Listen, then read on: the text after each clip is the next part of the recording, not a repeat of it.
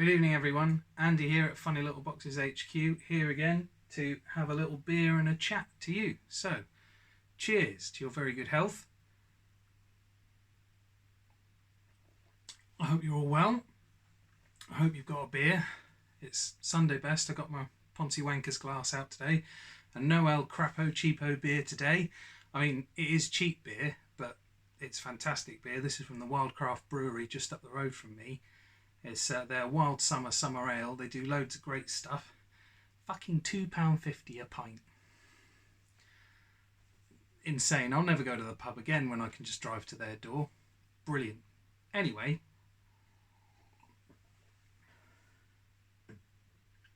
So, I hope your weeks and weekends have been good.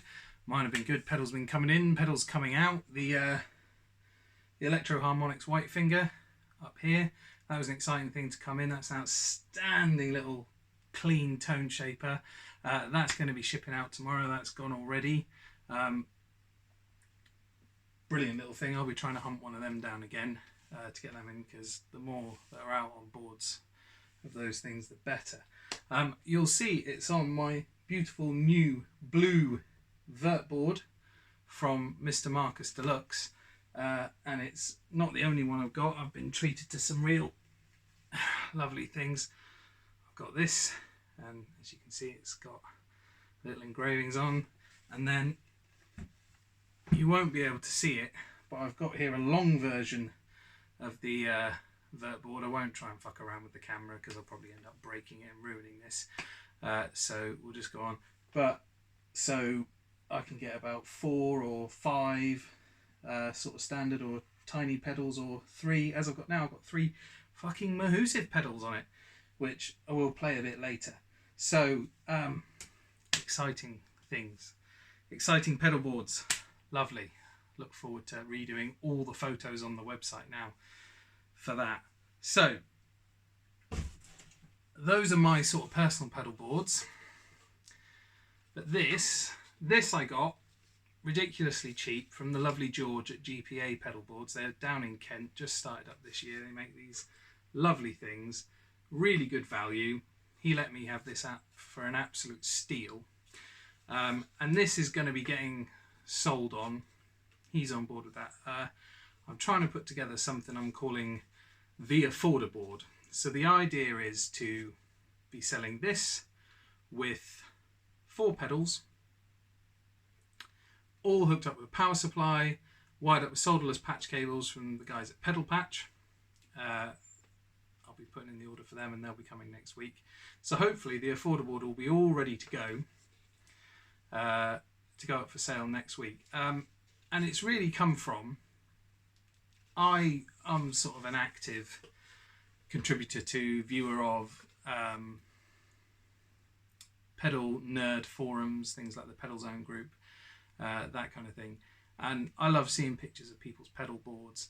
I love seeing how organised they are, all the switches, all the things in control, but ultimately the prices of them just start to make my eyes water.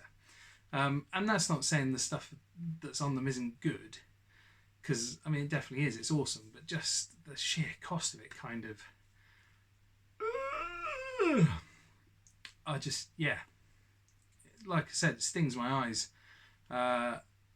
with the cost of it. So I kind of really wanted, with my sort of mantra being around affordability, I really wanted to see if I could put together a really good, really versatile board which covers all the bases you need for home practice and going out on a gig to do. I mean, obviously there's always going to be the odd curveball, but pretty much whatever genre of music you play outside of fucking jazz, fusion, acid house, whatever, which might be a bit more complicated, but you know, for pretty much any style of music, a really affordable board to have you covered. And so the basis of that is George's lovely board here, which he let me have for an absolute steal, and it's going to be, you know, it's going to look a simple affair, but it'll be highly versatile. I'm pretty sure I know the pedals that are going to go on it. I'm not going to reveal that till it's all done, but I'd welcome your input. From my point of view, the essentials really are to have a drive section, and a versatile drive section of that, a modulation section and a versatile modulation section of that, and then reverb and delay. I think the one area where I could really be swayed is in the modulation. Personally, I like things kind of around chorus or a flange or vibrato. If I was told I had to settle on one, literally just one modulation pedal for the rest of my life that all could have, I would go for a way huge Blue Hippo, because the chorus sound and the vibrato sound on that and the stuff you can do with a really simple interface is just great. So I'd go for something like that. But obviously it's a thing which, you know, is massively down to your playing style, the kind of music you're playing, as to what works. So I would welcome some input as to what people would think would be the most catch-all, cover-all, you know, kind of most versatile option for that. So that's really exciting. I'm looking forward to doing that. And I hope, you know, I hope it's something you guys will get on board with, you know, and affordability for all. It's a good thing. Anyway. So there'll be more to come on that, hopefully towards the end of next week. What I really want to sort of centre the chat around, sort of this evening, if you like, is the kind of some sort of quite forgotten pedals, or kind of lesser known pedals. I call them the lesser spotted Danelectros, and they are these rather unwieldy beasts. I've posted a few photos of them. So this is the Danelectro Wasabi range. There are 5 pedals in the range. I've got a complete set of them. So this big black beast is a distortion and boost. You've then got the silver one, which is an overdrive and boost. And then on my long vert board, I've got an orange one, which if you look at the pictures I posted, you'll see that one. They call that the Rockabye, and that's my favourite of the 5. And that is an overdrive paired with a slap echo delay. They've each got their own foot switches. They're great. There's then a chorus and tremolo pedal, again with own individual foot switches. And then a delay, which has both tap tempo and a reverse function on it. So these pedals came, I believe they were the first series to come after the Food series pedals, which are these little wincy ones, which are great. These are really well known. You know, everyone knows these. So it came after these and before the Cool Cat series of pedals, a few of which I've sold. I have got one. I covered one in the last Beer and Chat, the red distortion box. So, and finding any information about these is really hard. I was going to do a big blog post about them, but I think it's going to be quicker and easier just to talk here about what I know about them, because the fact is finding any information on them is really hard. And from what I can tell, they were just pretty much overlooked when they released. So I'm going to guess that they were released. Well, actually, I don't need to guess, because twat that I am. There's a fucking sticker here with a date on it. So, 2003. So I was going to say I'm going to guess early 2000s. So, early 2000s, 2003. These things are coming from. And I can't help but think that the reason for these being overlooked is more just that they were a bit ahead of their time, really, because they're packing all the features now. Sorry, all the features that now people are going, you know, they want kind of as standard. But which I can imagine for 2003, they were quite ahead of the time. So first of all, I mean, they've got wacky looks. They look weird. They look like bumper cars from the future. But that's cool. Nowadays, weird and wacky looking pedals people like. But I can imagine that at the time maybe the looks were seen as something to put them off. But Danelectro's never shied away from being a bit weird and wacky, and I suppose to them this was probably just the natural development of their aesthetic. But these things they all come with sophisticated EQ controls. You get EQ presets, so a 5-stage EQ switcher on all of them. You know, to get that level of tonal control on a lot of pedals, you know, it's very desirable, but you don't get it on a lot, especially drives and that. They kind of give you quite limited things. You then get, alongside of that, you get a tone knob. A tone, I think they all have a tone control, apart from maybe the delay, because it's not really needed there. And not on the chorus trem, because there you get a hard soft switch instead, which is probably more useful. But for all your drive related ones, so for 3 of them, you get a tone control as well as your EQ. You get a mix knob, so you can dial in the amount of direct and effect.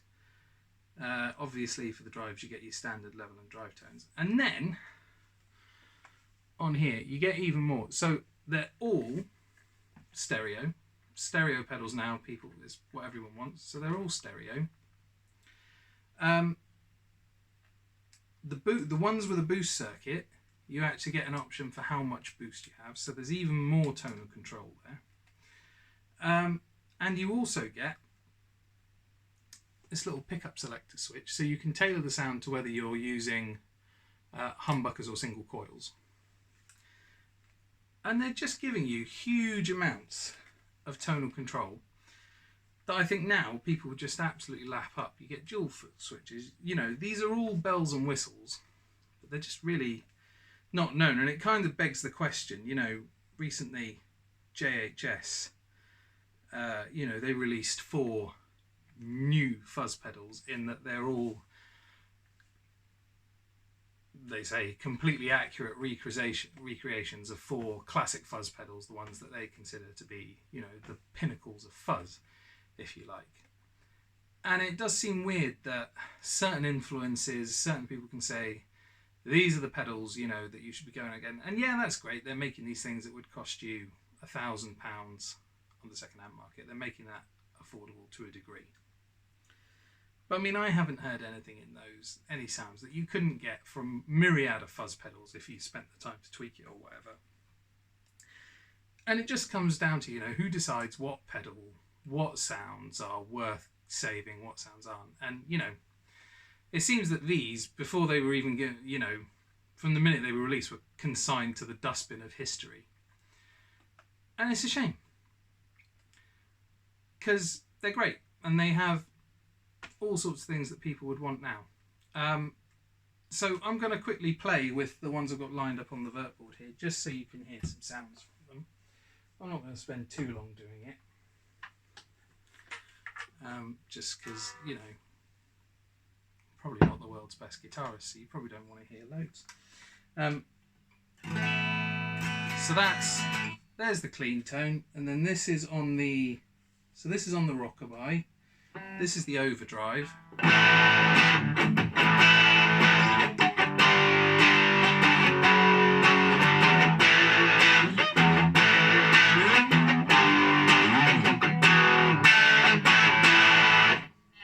I really like that overdrive sound. And then I'll turn the drive off, give the slap back.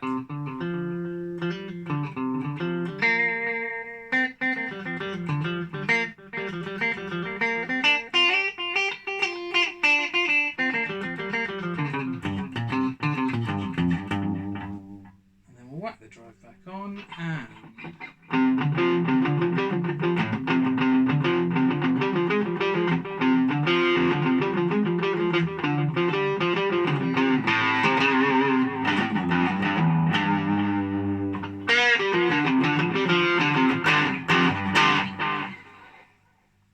and so, I mean, that pedal, I'd be quite happy to turn up, you know, if I had to. You know, do a gig, I could probably muddle through just with that one pedal. We'll go on to the chorus and trem. So, chorus sound.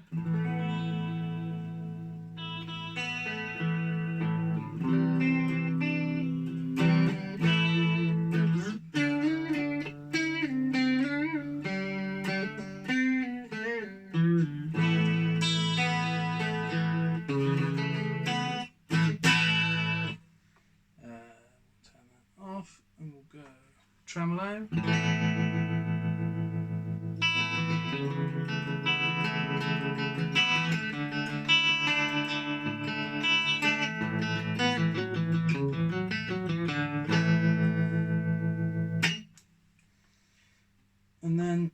onto the delay.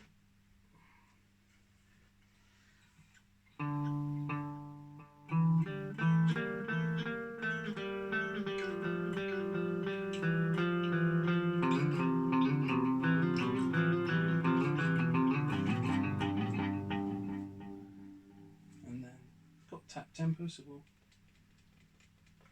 tap in something a bit faster.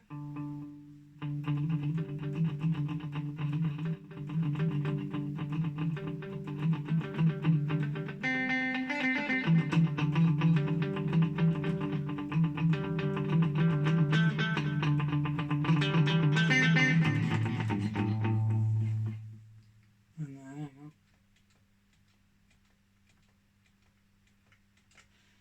So we'll go for a longer one, and then we'll put the reverse on. So the reverse delay of it is a bit, you know, is a thing why I really wonder why this got abandoned, because Danelectro have just, there's been this big fuss that they've just released the back torque reverse delay, which everyone's going mad about, you know, and they've re-released this, gone on about it, and they've made it look way less cool than the original.